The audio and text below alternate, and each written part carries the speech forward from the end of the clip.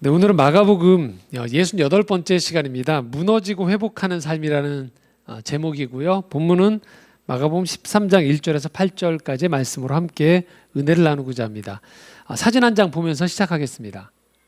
예루살렘 가면 만나실 수 있는 이 유적입니다. 이 장면보다는 사실 그 다음 장면이 조금 여러분들이 익숙하실 만한 장면입니다. 방금 보셨던 이 두 장면은 이 예루살렘에 가면 만날 수 있는 통곡의 벽이라는 유적지입니다. 통곡의 벽.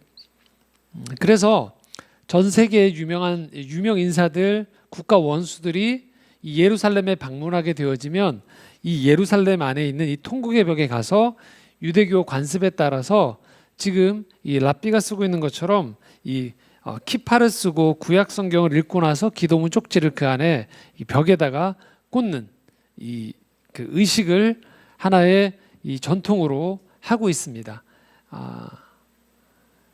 그리고 일반인들은 거기 갔을 때 이 통곡의 벽 앞에서 기도하고 또 기도문을 벽에 꽂고 그리고 애통을 하게 되어지는 그 리추얼을 갖게 되어집니다. 자, 뭐를 애통해 하느냐, 뭐를 슬퍼하느냐, 다름 아닌 이 성전이 무너진 것에 대해서 애통해 하는 거예요.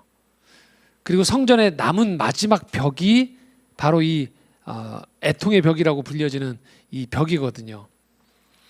이 성전의 벽은 우리가 성경에서 구약 성경에 만나고 있는 구약 성경과 신약 성경에서 만나고 있는 그 성전의 일부입니다. 이스라엘 민족은 크게 3번 성전을 지었습니다. 첫 번째 성전이 이스라엘의 그 2대 왕이었던 다윗이 마음에 결심을 하고 3대 왕이었던 그의 아들 솔로몬이 지었던 성전이 첫 번째 성전이었어요. 바로 이 성전이 그 기원전 587년에 이 바벨론 왕 느부갓네살에 의해서 파괴가 되어지면서 이스라엘 백성들이 포로로 끌려가요. 그게 첫 번째 성전이 무너진 겁니다. 그리고 이스라엘 백성들이 포로로 끌려갔다가 다시 귀환합니다. 귀환해서 이 사람들이 다시 이 성전을 이전만큼은 아니지만 좀 작은 사이즈로 성전을 재건합니다. 그리고 이것이 기원전 169년에 시리아왕 안티오쿠스에 의해서 다시 한번 무너져요. 두 번째 무너진 겁니다. 이때까지는 유대인에 의해서 성전이 지어졌어요. 그리고 세 번째 이방인이었던 이 헤롯 왕이 유대인들의 마음에 환심을 사기 위해서 이 성전을 지어놓은 거예요. 그리고 예수님 당시에 예수님이 계속 논하고 있었던 그 성전은 바로 이 헤롯 왕이 지어놨던 이방인이 유대인의 마음에 환심을 사기 위해서 지어놨었던 성전이었던 거예요. 그리고 오늘 우리가 읽었던 이 본문에서 예수님이 성전이 무너질 것이다라고 얘기했던 게 바로 이 헤롯 성전이고요. 이 헤롯 성전이 AD 70년에 무너져요. 전쟁 때문에. 무너지면서 한쪽 벽이 남게 돼요. 그 벽이 바로 지금 이 예루살렘에 남아있는 여러분이 지금 보셨던 이 통곡의 벽이었던 거예요. 그래서 지금도 유대인들은 이 통곡의 벽에 가서 이 성전이 무너졌고 또 일정 기간 동안에 이 성전에 드나들지 못했던 것들에 대한 나라를 빼앗겼던 것들에 대한 이 안타까운 마음을 함께 담아서 그들은 이 예루살렘 성벽에 가서 우는 그 일들을 계속하고 있는 것이죠. 유대인적인 입장에서 보면 성전은 하나님이 머무시는 곳이었어요. 그래서 하나님과 거의 동일시 되었던 거예요. 그런데 성전이 무너졌다는 것은 이제 하나님이 만날 수 있는 장소가 훼손되었다라는 의미거든요. 슬퍼할 수밖에 없는 거죠. 하지만 이 크리스찬들, 유대교 이후에 이 기독교 입장에서 예수 그리스도의 오심 그리고 십자가의 죽으심 부활을 믿는 사람들에게는 이 유대인의 그들이 가지고 있는 이 성전의 이 통곡의 벽은 사실 이 언약 그 예수 그리스도의 부활을 믿고 있는 사람들 입장에서는 사실 종교적인 유적지 그 이상의 의미를 갖지는 않습니다. 왜냐하면 이 성전이 무너지면서 비로소 온 인류는 이 건물에 갇혀 있었던 이 신앙적 의미가 확장되어지기 시작하는 거거든요. 장소에 제한받는 게 확장되어져요. 그리고 유대 민족이라는 틀 안에 마치 하나님이 제한된 것처럼 보였던 것들이 온 열방으로, 온 민족으로 확산되어지는, 그래서 반드시 무너져야만 했던 그 땅이었고 반드시 훼손되어져야만 할 수밖에 없는, 넘어가야만 하는 장벽이었던 것이죠. 유대인들은 정말로 하나님이 성전에 거하신다라고 믿었어요. 그리고 그 믿음대로 하나님은 그들을 성전에서 만나 주신 것이 바로 구약의 역사예요. 자, 그렇다면 정말로 하나님은 성전이란 곳 자체에만 매여 있는 분일까요? 성전에만 가서만 만날 수 있을까요? 예, 그렇지 않았어요. 그것은 어떻게 할 수 있느냐? 이 첫 번째 제1성전을 지었었던 솔로몬조차도 하나님께서 이 성전 안에만 머물지 않는다는 걸 알고서 지었어요. 자, 열왕기상 8장 27절에 보면 솔로몬이 이렇게 고백을 하고 있습니다. 함께 읽겠습니다. 하나님이 참으로 땅에 거하시리이까 하늘과 하늘들의 하늘이라도 주를 용납치 못하겠거든 하물며 내가 건축한 이 전이오리이까. 사실 이 본문의 이 맥락은 이스라엘의 왕이었던 다윗이 자신의 성전을 크게 짓고 난 다음에 마음에 찔림이 왔었거든요. 왕인 나는 이런 집에, 휘황찬란한 집에 거주하는데 하나님이 거할 집이 없다는 게 말이 되느냐라고 하신 거예요. 그래서 하나님께서 나는 집이 필요하지 않다라고 했어요. 그럼에도 불구하고 이 다윗의 마음이 자신의 왕궁보다 더 귀한 여호와께서 머무시는 집이 필요하지 않겠느냐라는 마음의 사랑에서 비롯된 이 마음이 첫 시발점이었어요. 첫 출발점이었어요. 그래서 하나님이 그 다윗의 마음을 받아주셨기 때문에 성전에서 만나주신다고 했던 거예요. 그게 성전의 처음 시작이었던 거예요. 그러나 다윗은 전쟁을 통해서 피를 너무 많이 흘렸기 때문에 하나님께서 너로 인해서는 성전을 짓기 원하지 않는다라고 하셨기 때문에 그 아들인 솔로몬이 아버지의 뜻을 이어서 성전을 지었던 거죠. 그런데 그 아버지의 뜻을 이어서 성전을 지었던 솔로몬조차도 하나님은 이 하늘과 땅 어디에도 한 곳에 머무는, 심지어 그 당시 세계관으로 봤을 때 끝이 없다라고 여겨졌던 하늘에서도조차도 이 하나님을 다 받아들일 수 없을 정도로 하나님은 무한하신 분이었어요. 그런데 어떻게 고작 인간이 지어놨던, 인간의 눈으로 보기에는 화려하고 대단했지만 이 성전이란 곳에 하나님을 모시는 것조차 하나님을 다 담아낼 수 없다는 것을 알고 있었어요. 하지만 그의 그 아버지 때부터 비롯되어진 하나님에 대한 정성스러운 마음, 하나님을 사랑하는 마음으로 성전을 지었던 거죠. 하지만 모든 것들은 처음의 시작과 다르게 이것이 계속 역사가 반복되어지면서 관습이 되어지고 하나의 그 의례가 되어지면서 사람들은 고착화되어지기 시작해요. 처음에 첫 마음은 하나님을 이곳에서라도 만날 수 있으면 너무나도 감사하겠다라는 마음이 시작이었어요. 하지만 점점 시간이 흘러가면서 그들도 모르게 하나님을 성전에 가두기 시작하는 거예요.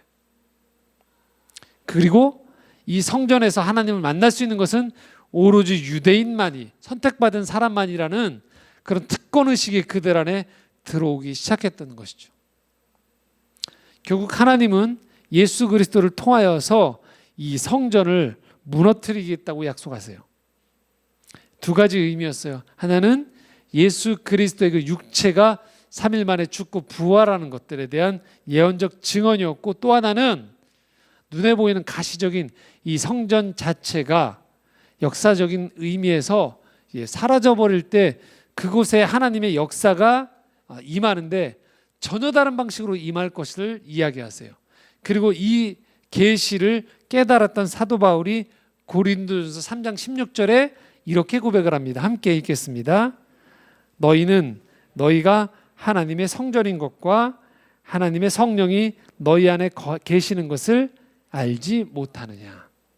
놀라운 말씀이에요.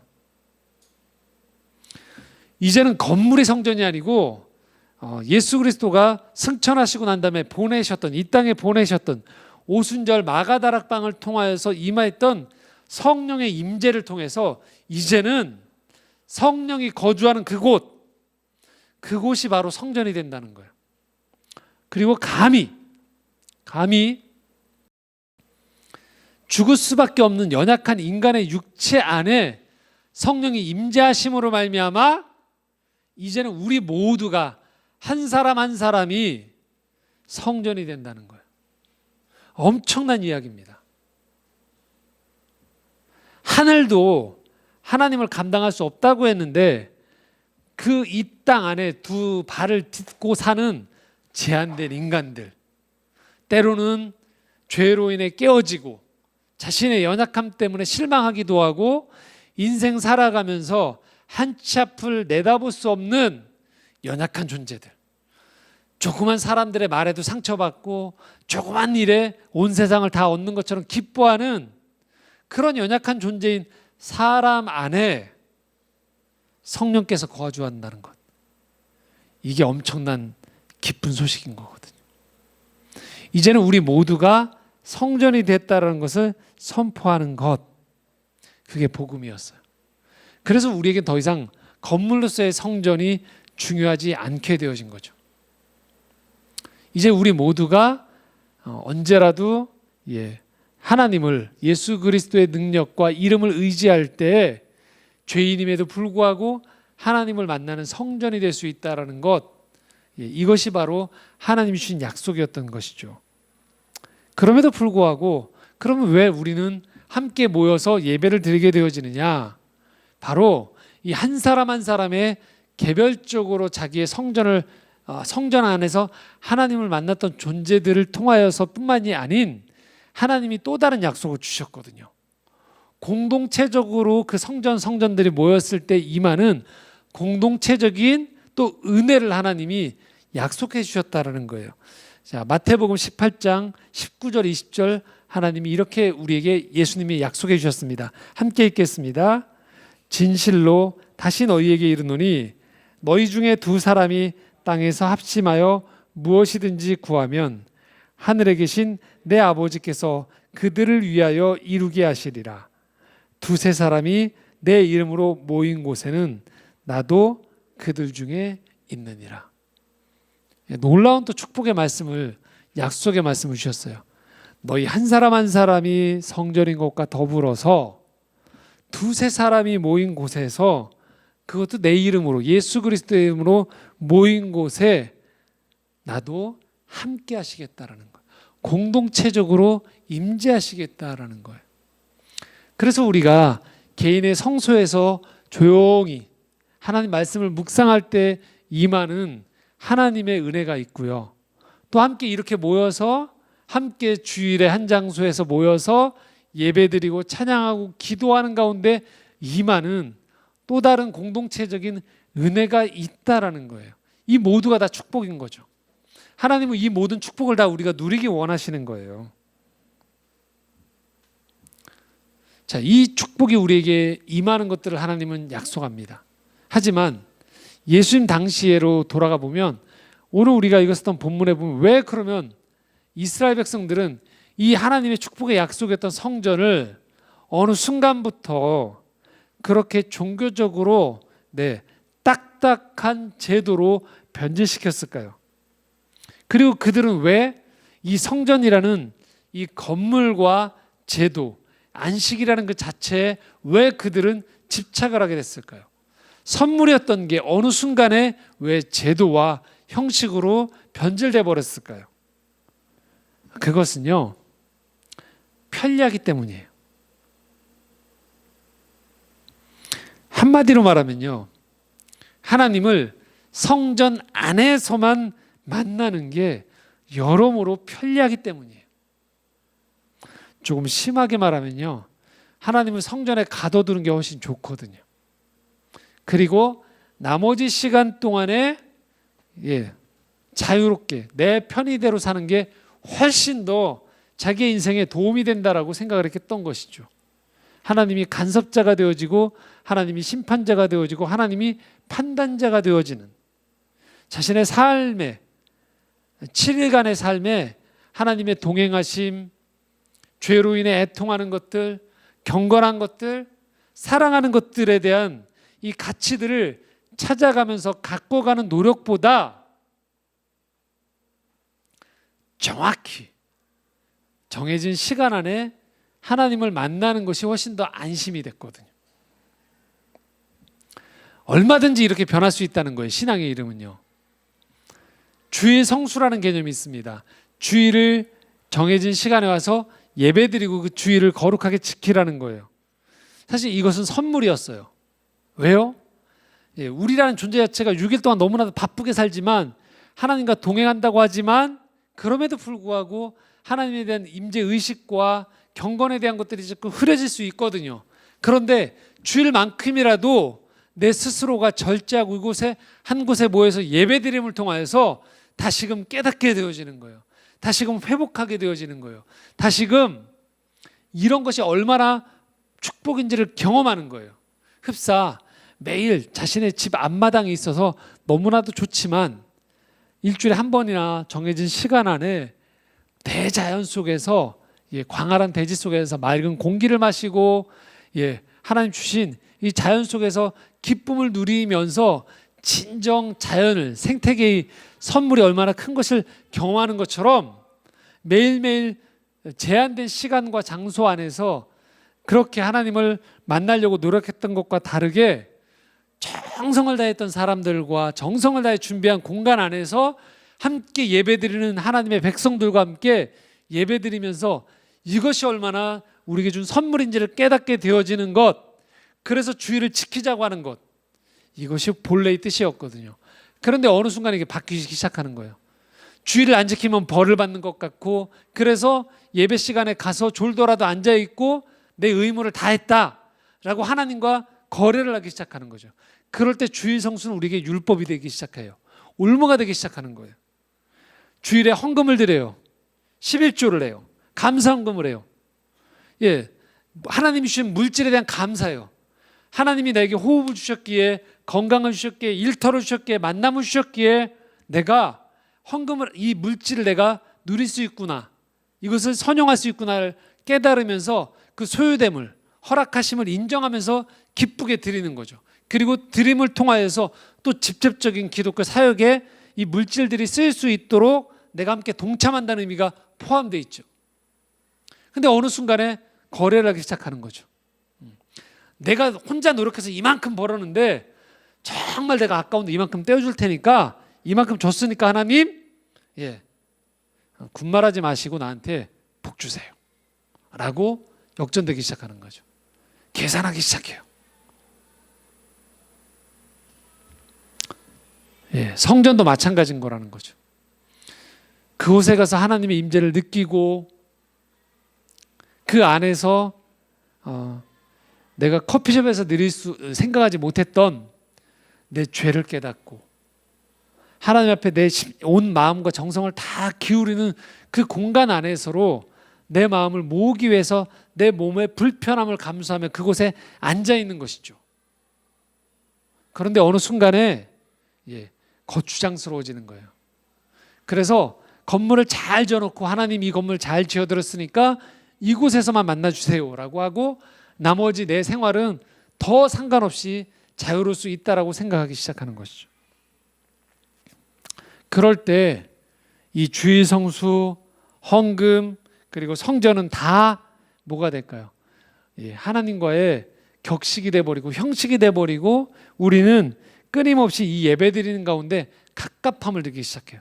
신앙생활은 그냥 가장 미니멈만 하고 싶어 하는 거죠. 그럴 때 벌어지는 일이 뭐가 되느냐? 예배가 더 쇼가 되어지기 원해요. 더 나에게 만족감을 주기 원하는 쇼가 되기 원해요. 혹시 보셨는지 모르겠습니다. 이번 추석 때 이 얘기하시는데 이거 다 아시는 분들은 보신 분이거든요. 테스 형이라고 나훈아 쇼를 했죠. 보셨는지 모르겠습니다. 봤습니다, 저도. 난리가 났죠, 전국이. 요새 시청률이 30% 안팎이라는 게 있을 수가 없는데 그런 수치가 나왔어요. 막 정치인들이 내가 수십 년 정치한 것보다 훨씬 국민에게 감동을 줬다 얘기하고, 예. 그리고 극도로 절제하면서 자기 생활을 절제하면서 국민들에게 자기가 가진 음악을 통해서 위로와 감동을 주려고 했던 것들, 예. 대단한 쇼였습니다. 저는 쇼를 폄하하고 싶은 마음 없어요. 저도 아주 좋았었거든요. 그런데 중요한 건 쇼는 쇼의 역할이 있어요.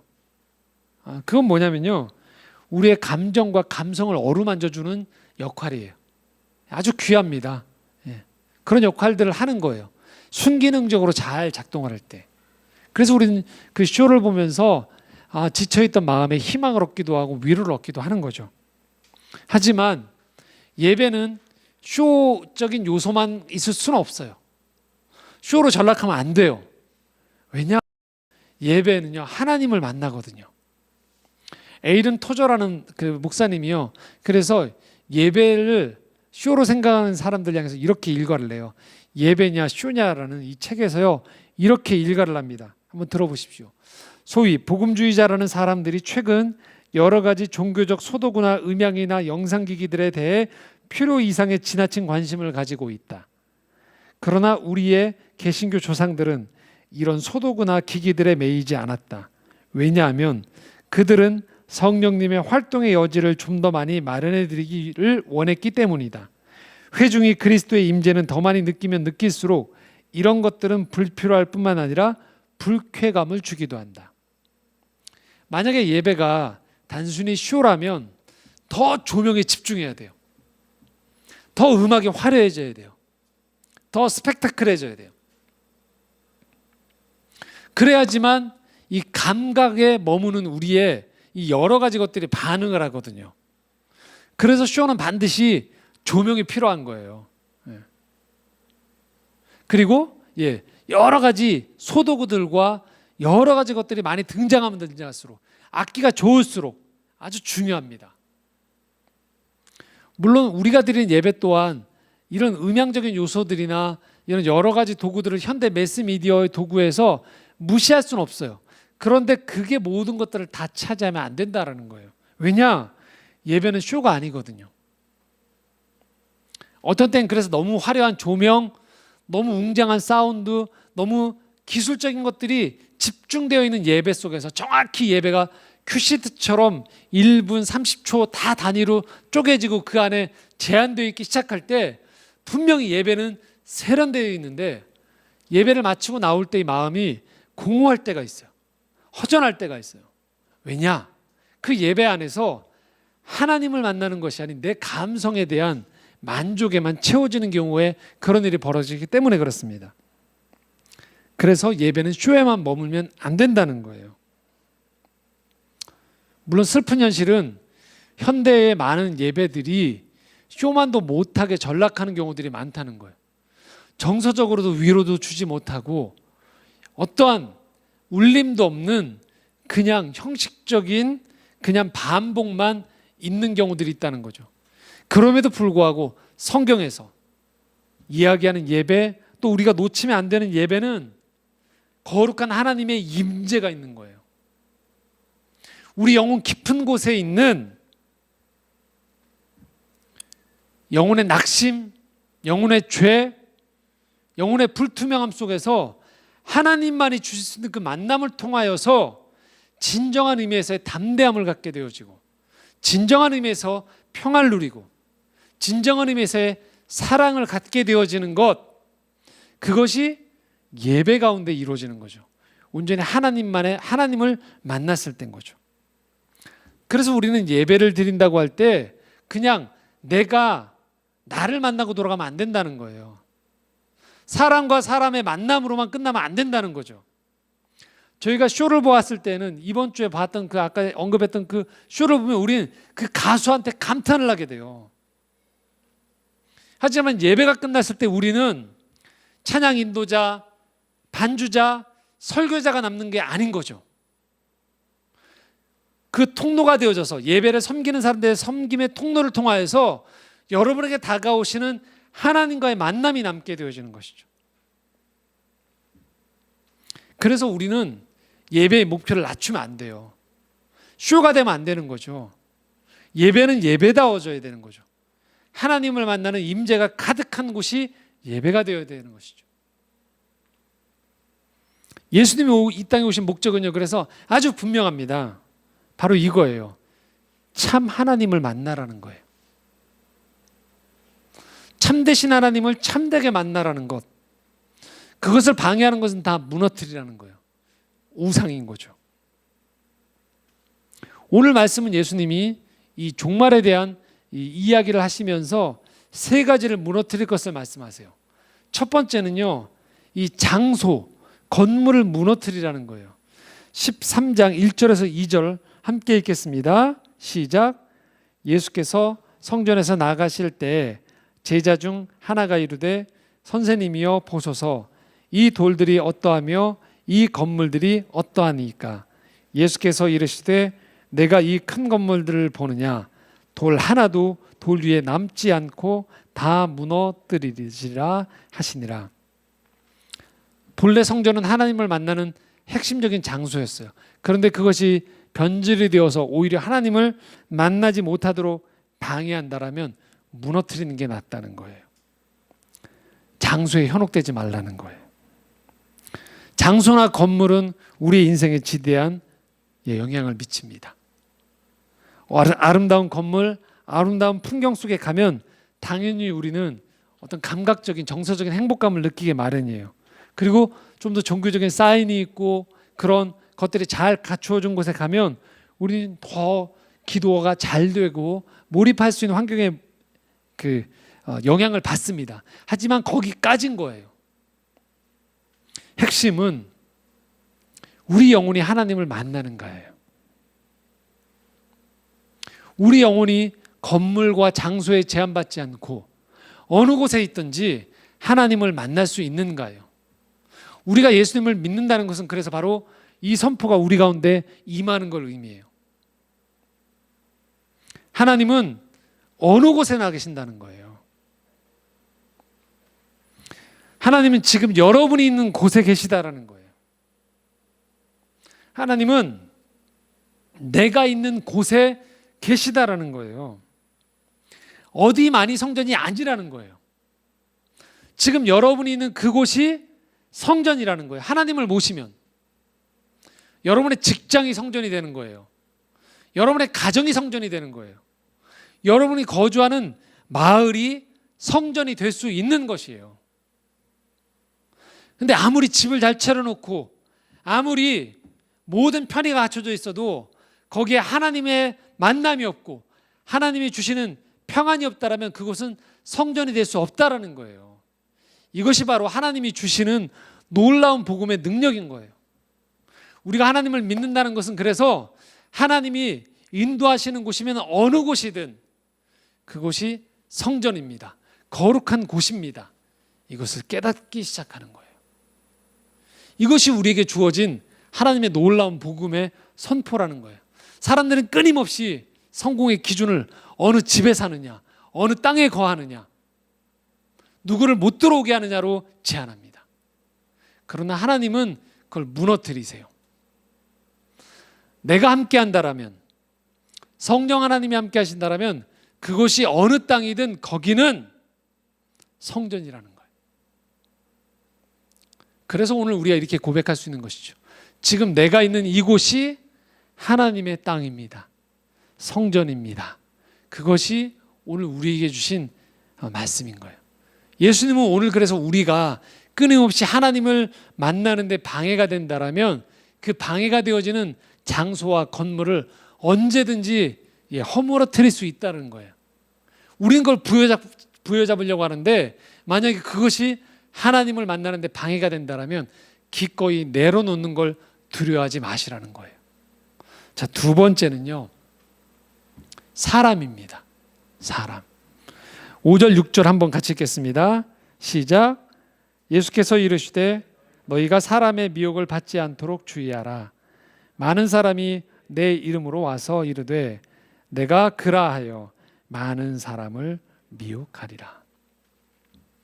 예수님 당시에도 놀랍게도 많은 사람들이 내가 그다, 구약에서 예언한 그다라고 얘기했다라는 거예요. 근데 우리가 기억해야 될 것, 내가 그다라고 할 수 있는 분은 단 한 분, 하나님이자 하나님의 아들이었던 이 땅에 인간의 몸을 입고 오셨던 예수 그리스도 한 분 외에는 아무도 내가 그다라고 할 수 있는 사람이 없다라는 거예요. 사람은 절대 하나님이 아니에요. 하지만 사람들은 오늘도 끊임없이 이 땅을 살아가면서 하나님을 구해요. 어떤 지도자를 우상화시켜요. 절대화시켜요. 이 사람이면 세상을 바꿀 수 있다고 생각을 해요. 이 사람이면 진리를 따르는데 한 채 오차도 없을 것이다라고 얘기해요.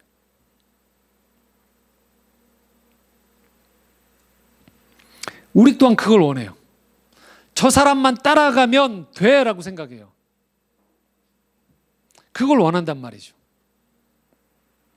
근데 여러분 절대 없습니다. 제가 이 설교 시간에도 말씀드렸던 것 같은데 제가 어느 날 제 인생에 영향을 줬던 분들을 돌아보니까 기독교, 목사님, 어떤 작가들, 멘토라고 할 수 있는 분들 꼽아보니까 200분이 넘었어요. 지금은 더 많아졌죠. 그런데 한 분 한 분을 돌아보니까 그 한 분 한 분을 통해서 받았던 좋은 영향은 있는데 그분들만으로 하나님의 제게 만나주셨던 하나님의 절대 지금까지 알았던 큰 그림을 완벽하게 제시한 분은 단 한 분도 없었어요. 그 시대적인 오점이 있어요. 다 누구나. 그분들이 만났던 시대적인 한계가 있었어요. 다. 그래서 저 또한 그 시기를 지나니까 그분들의 인간적인 한계가 보였어요. 나이에서도 보이고요. 경험도 한계가 있을 수 있어요. 그래서 우리가 명심할 것은요, 신앙을 알아갈 때요, 누군가를 통해서 배우고 익히는 것에 대한 우리의 마음은요, 여기에 머물러야 돼요. 고마움과 감사예요. 존중이에요. 숭배가 아닙니다. 절대적인 진리가 아니에요. 이 얘기는 저까지 포함되는 거죠. 오늘 설교를 함께 나누고 있는 저까지도 포함돼서예요. 서로 존중 속에서 저 또한도 귀하게 제 최선을 다해서 하나님 말씀을 준비하지만 또 신앙 세미나를 하지만 교회 공동체의 리더로서 역할을 하지만 저는 제가 완벽하다고 생각하지 않습니다. 제가 완벽하게 하나님의 대리자로 서 있지 않다라고 생각합니다. 그래서 오늘도 우리가 살아가는 모양 속에서 더 최선을 다해서 이 사람에게 영향을 받기 때문에 그 하나님 말씀을 최선을 다해 더 연구하고 기도하는 가운데 나누려고 하지만 절대적인 진리의 자리를 가로막으면 안 된다는 것이. 그래서 우리가 신앙생활 할 때요, 여러분 주의해야 되는 게 있습니다. 우리는 어느 교단에 속해 있다. 또 아까 했던 복음주의다, 어느 주의다, 어느 주의라고 이야기하는 것, 이즘이라고 하죠. 어느 파다, 벗어날 수는 없어요. 그 영향 안에 있습니다. 자기장 안에. 그런데 중요한 건 그것만은 아니라는 거예요.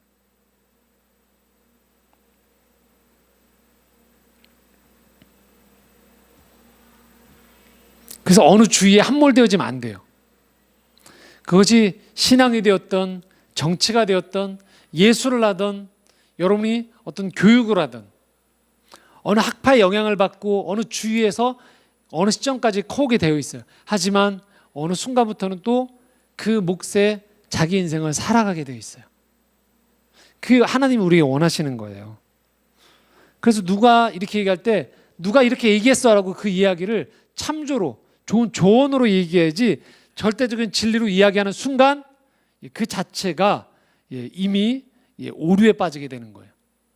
그리고 어느 사람이 절대적인 곳, 어느 이즘이 절대적인 곳에 가면 결국 거기는요, 알게 모르게 굉장히 집단성으로 활동적이지만 그 안엔 폭력적인 게 있을 수밖에 없어요. 유연해지지 못하는 지점이 발견할 수밖에 없어요. 그래서 우리가 서로를 바라보면서 서로가 어느 영역 안에, 섹트 안에 정확히 들어가서 못 나오도록 막아서는 안 된다는 거예요. 서로 넘나들 수 있도록 유연하게 열어놔야만 한다는 것이죠. 그것이 우리가 배울 때에도, 누군가를 가르칠 때에도, 자녀를 양육할 때에도, 그렇게 우리가 살아가면서 우리는 서로 간에 존중 속에서 살아가는 것이죠. 사람이 그 자리를 차지하면 안 된다는 거예요. 세 번째, 안전이라는 우상이에요. 우리는 안전을 싫어하는 사람 없습니다. 하지만 안전이 모든 것들을 확보하고 안전하지 않은 것들은 다 나쁜 걸로 몰아가는 것 위험합니다. 우리가 살아가는 인생 가운데 언제든지 이런저런 재난과 현상들이 일어나요. 그럴 때 우리는 그 자체를 경원시하거나 무조건 피하는 것만으로 골똘해서는 안 된다는 거예요. 자, 7절과 8절 말씀입니다. 함께 읽겠습니다. 시작. 난리와 난리의 소문을 들을 때 두려워하지 말라. 이런 일이 있어야 돼. 아직 끝은 아니니라.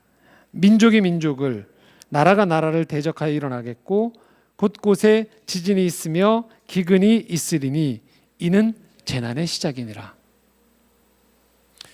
이걸 종말의 징조라고 이야기하는데 이 얘기는 다음 주에 자세한 얘기를 하고요. 이번 주에 드리려고 하는 말씀은 바로 이겁니다. 여러분, 이 예수님이 하셨던 이 말씀이 2000년 전의 말씀이에요. 자, 그런데 여러분, 이 말씀을 오늘날로 그대로 가져와 보십시오. 현대로. 어떨까요? 똑같죠. 전쟁이 일어나죠. 제가 지금 기억나는 건 90년대 이라크 전쟁을 보면서 미국과 이라크가 전쟁하는 거 TV로 보면서 너무 신기했어요. 왜냐하면 현대 세계에 전쟁이라는 게 일어나? 너무 신기한데라고 생각했었어요. 어떻게 전쟁이라는 게 일어나지? 전쟁은 옛날에 원시 시대에나 일어나는 거 아닌가? TV 영화에서만 보는 거 아닌가? 그런데 미국이 막 이라크로 미사일을 폭격하는 장면을 제가 TV로 보면서 너무 신기했어요. 전쟁이라는 게 일어날 수 있구나. 근데 우리가 알게 되는 거죠. 지금도 언제라도 뭐예요? 전쟁은 일어나요. 기근도 일어나요. 재난도 일어나요. 전염병이 일어나서 우리가 너무 당황했죠. 코로나19. 근데 뭐예요? 앞으로도 아무리 의학이 발달해도 또 일어날 거라고 얘기하잖아요. 2000년 전에도 1000년 전에도 일어나요. 그래서 이것 자체로 세상 끝났다라고 하고 짐 싸들고 안전한 곳으로만 도망가면 안 된다는 거예요.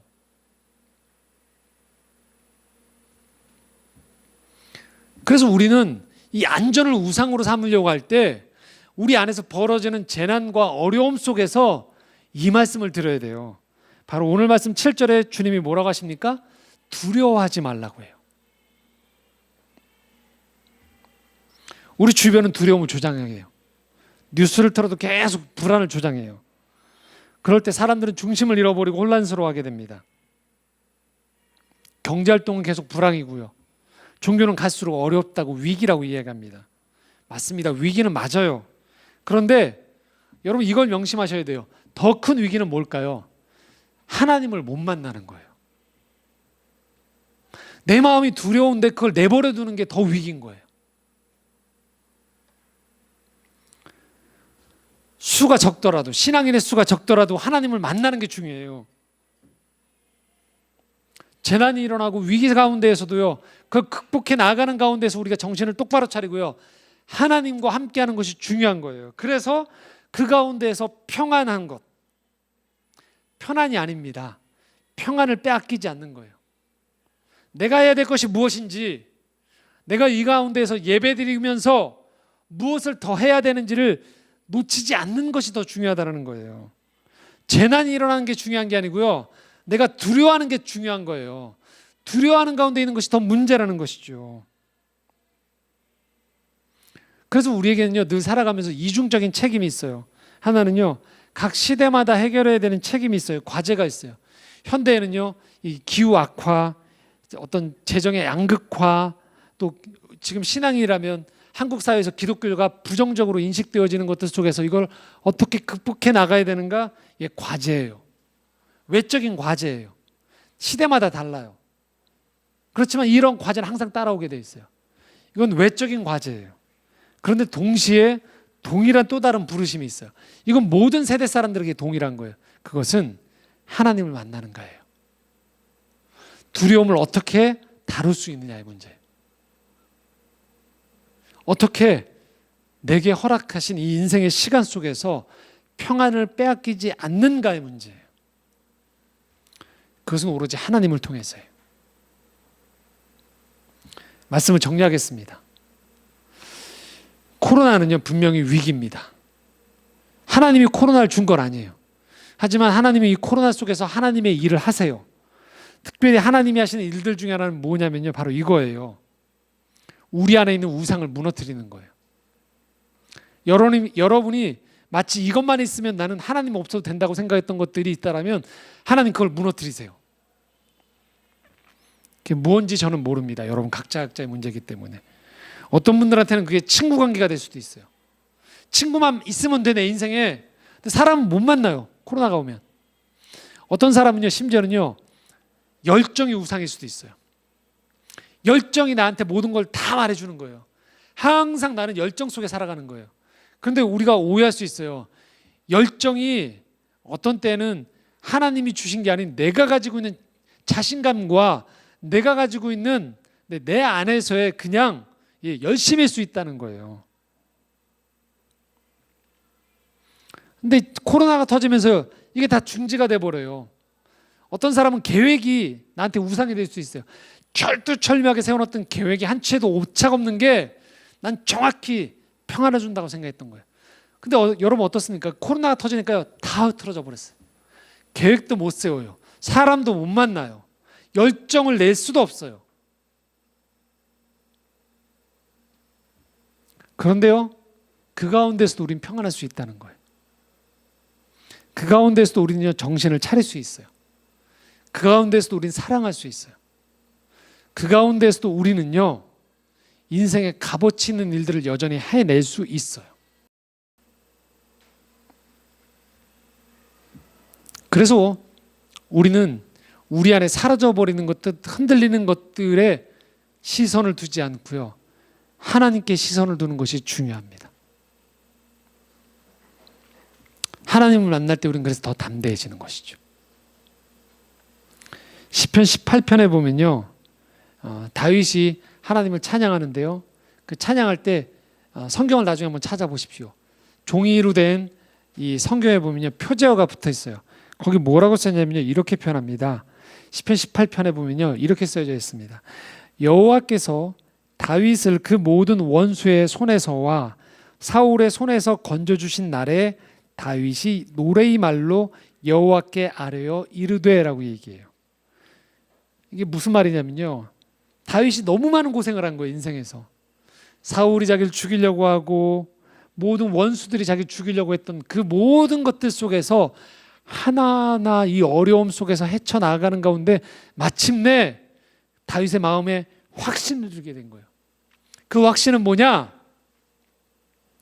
전쟁에 이기고 지는 것, 내가 어떤 성에 거하는 것, 내 옆에 누가 있는가가 아닌 여호와가 계신 것이 내 인생의 산성이구나. 여호와가 계신 것이 반석이구나. 여호와가 계신 그곳이 바로 천국이구나. 거룩한 성전이구나라는 것들을 다윗이 깨달은 거예요. 그 찬양을 다윗이 시편 18편 31절에 35절, 36절까지 해서 이렇게 노래하고 있습니다. 한번 같이 읽어보겠습니다. 31절 시작. 여호와 외에 누가 하나님이며 우리 하나님 외에 누가 반석이냐. 이 하나님이 힘으로 내게 띠띠우시며 내 길을 완전하게 하시며 나의 발을 안사슴 발 같게 하시며 나를 나의 높은 곳에 세우시며 내 손을 가르쳐 싸우게 하시니 내 팔이 놋활을 당기도다. 또 주께서 주의 구원하는 방패를 내게 주시며 주의 오른손이 나를 붙들고 주의 온유함이 나를 크게 하셨나이다. 내 걸음을 넓게 하셨고 나를 실족하지 않게 하셨나이다. 다윗은 고백합니다. 여호와 외에 누가 내 하나님이냐. 장소도 아니었어요.